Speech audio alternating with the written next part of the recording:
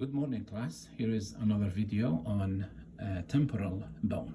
We took this temporal bone out of the cranium, and that's supposed to be right there. And we took it out, and that's what you see over here. This temporal bone has three different parts. We have the squamous part, we have the petrous or tympanic part, and we have the one here in the back, which is called the mastoid part. Let's first look at the squamous part.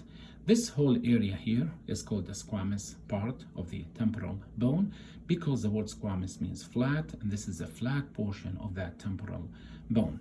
Because of that, also, we named this suture over here the squamous suture. The second part of the squamous part of the temporal bone is this protrusion. This is known as a process, and this process is going toward the zygomatic bone, so we're going to call it the zygomatic process. Let me show it to you over here.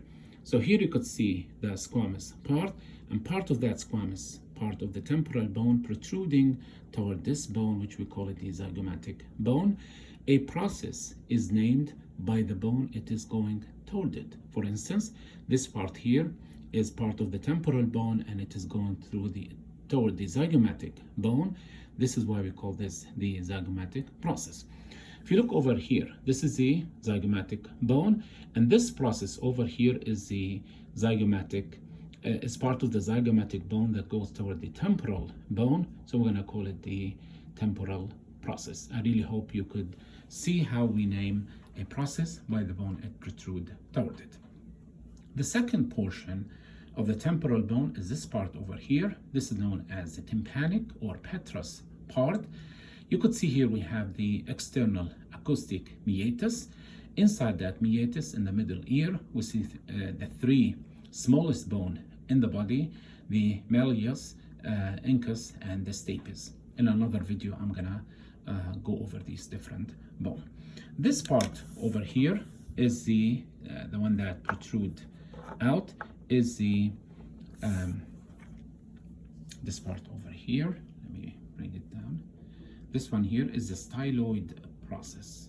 It is part of the temporal, it is part of the petrous or the tympanic portion of the temporal bone.